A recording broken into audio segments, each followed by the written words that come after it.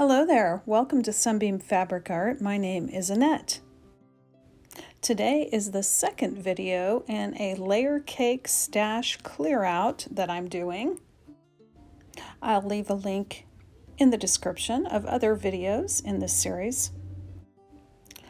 I have many layer cakes that I cut myself out of leftover fabric, or I had some leftovers from packaged layer cakes. In my last video, I sorted these out according to colors that I thought might look okay together. And today I'm trying to make the decision on what I'm going to use to make the next layer cake quilt. What I finally decided to do was to take the little bundle of orange and yellow fabrics and use those in conjunction with the little bundle of pink fabrics.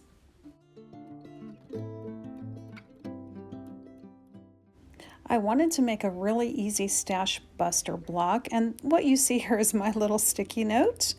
And you can see that this block, the way it's put together, there's no matching involved.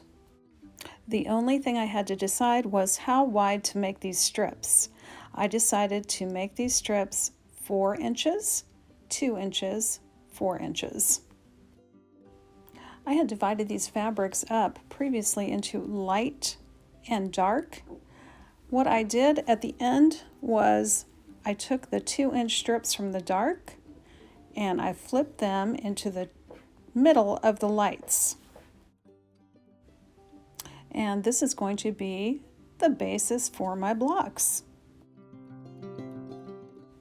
And I'm going to be able to use a lot of chain piecing to make these blocks. I'm going to stitch a 4-inch to a 2-inch, go all the way through my stack. Then I'm going to go back through my stack and add the other 4-inch piece. I'm getting started here by placing a 4-inch strip right sides together with a 2-inch strip, and I'm just going to stitch that 1/4 inch seam.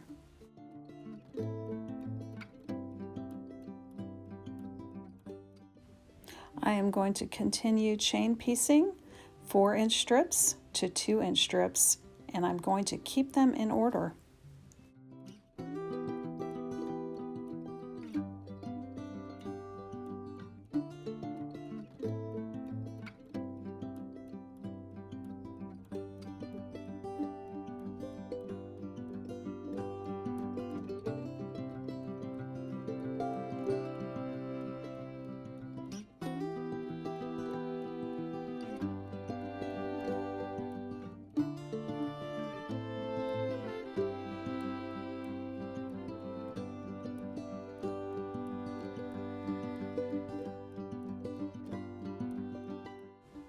And here's a look at my blade saver. I'll leave a product link in the description below. This thing is so great when you are chain piecing to separate those pieces. Now I kept my stack of the pieces in the exact same order that I stitched them in. So now I just go to my other 4-inch stack and I will have the exact matching piece that I need right on top.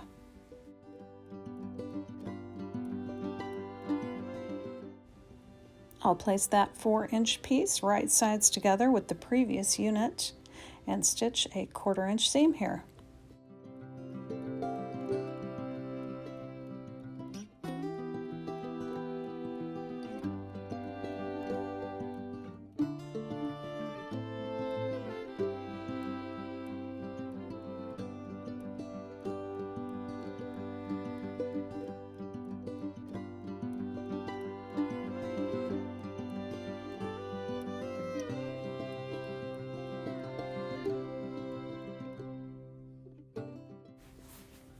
Once I was done sewing all those units together, I pressed these flat. I didn't really worry too much about which way the seams were going on these because nothing was going to have to match.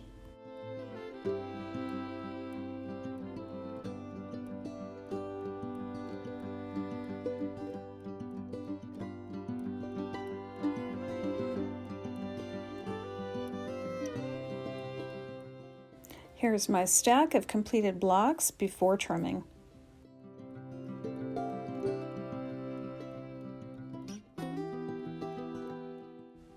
Okay, let's talk about trimming these blocks. They're 10 inches long, and because I have 2 1/4-inch seams, I lost a 1/2 inch on each one, making them about 9 inches wide. I am just eyeballing putting that 4.5-inch mark on my ruler down the middle of that strip. Then I am going to trim the right side, I'm going to trim the top side. I'm making sure that my left and my bottom side are at least 9 inches. I don't want to cut off more than 9 inches because when I flip this around the other way to cut it, I don't want to have it smaller than a 9-inch square. So I flip this block around the other way, then I can line up the left side of my ruler and the bottom side of my ruler on the 9-inch mark on the edge of that block, and I have a 9-inch square. And just remember, the center strip on these blocks does not have to match anything else. So if you're off a little bit, don't even worry about it. The most important thing is to make sure these blocks are all trimmed to the same size.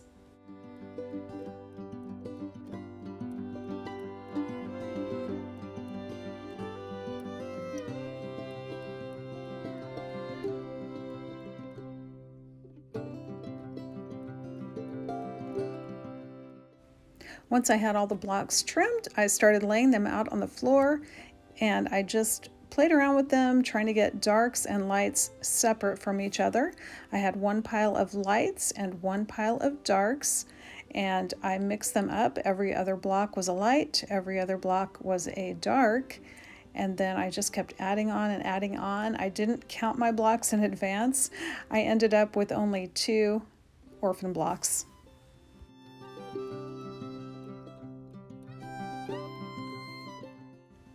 So here I am going to show you how I pick up these blocks.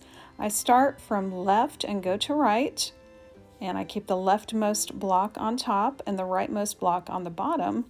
Then what I will do is put clips on the top of the block row, and I will put the number of clips that match the number of that row.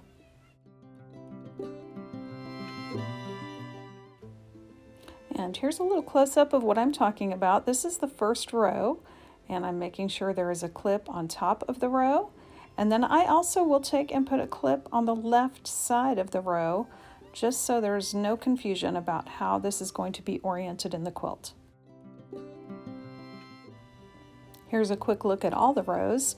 I'm going to make sure row 9 is on the bottom of my stack because I'm going to start with row 1, putting these rows together.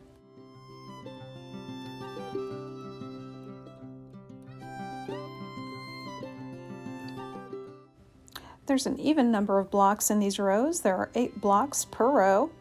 I'm keeping the top away from me. I'm going to chain piece these. I'm going to sew block 1 to block 2 by placing them right sides together.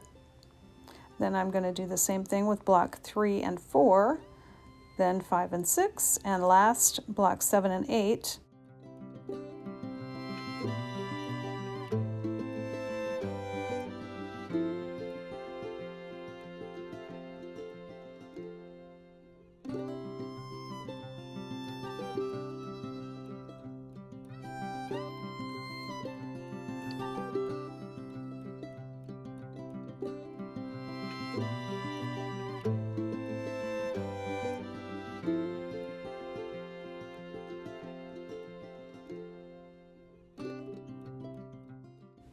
Now it's time to separate these units, and I'm going to make sure and carefully keep them the same orientation with the top of the block away from me.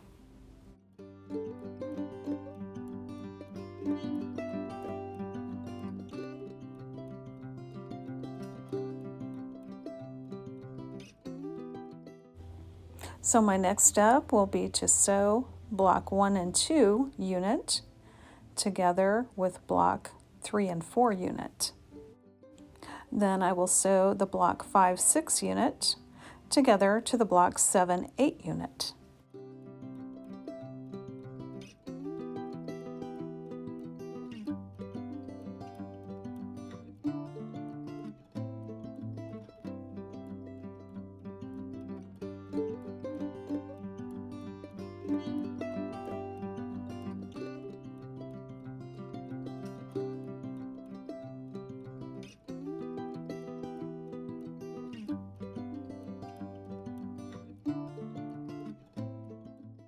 And to complete this row, I'm going to take the unit of 1, 2, 3, 4 block and sew that to the unit that is the 5, 6, 7, 8 block.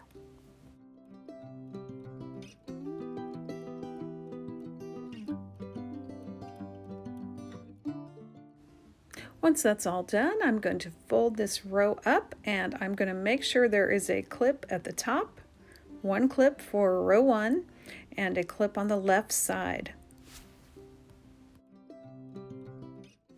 I continued on, putting all 9 rows together.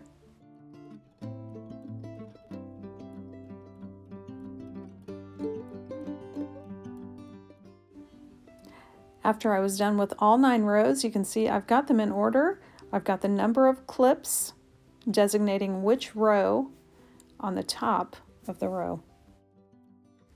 I'm going to start assembling this by putting row 1 together with row 2.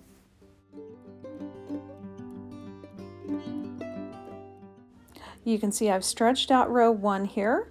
The clip on the left side keeps me oriented properly.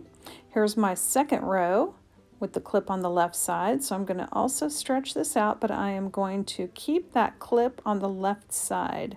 I'm going to stretch this out so that they're the same length, and then I'm going to flip row 2 up onto row 1.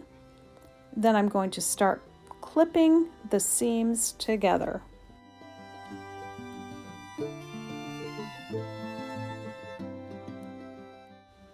Now what I'm doing is I'm matching up these seams, and it's called nesting. I am feeling or eyeballing, making sure these seams are going opposite ways from each other. Then it's easy to kind of pinch these together, slide them together with your fingers, and feel there is going to be a catching or a locking of these 2 seams. I will put a clip right on that seam.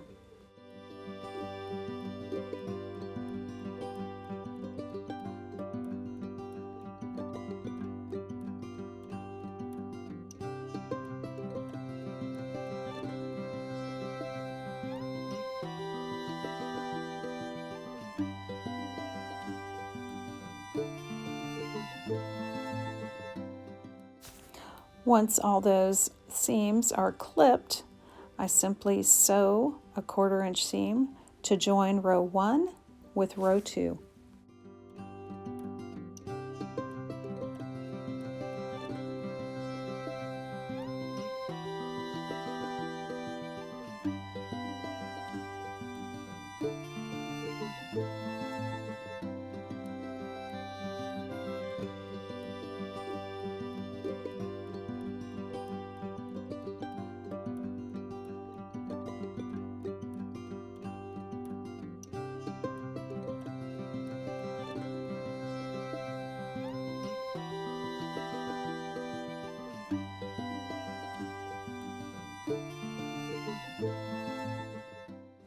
And you can see here I am keeping that clip at the top of row 1 and the left side of row 1. Obviously I had to take the clips off of row 2 to sew it together. I continued building this quilt. I put 2 rows together at a time. Then once I had those together, I put 2 rows together with 2 other rows until all 9 rows of this quilt were done and put together.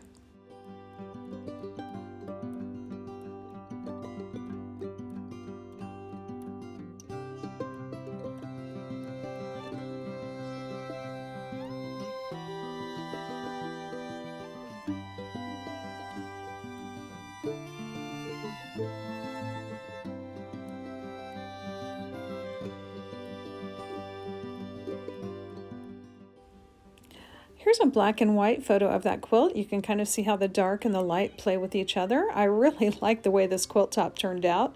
It took me a total of 5 hours, and that's it, to put this beautiful quilt top together. Thanks so much for joining me today on this lovely quilt top, and I hope to see you back again real soon.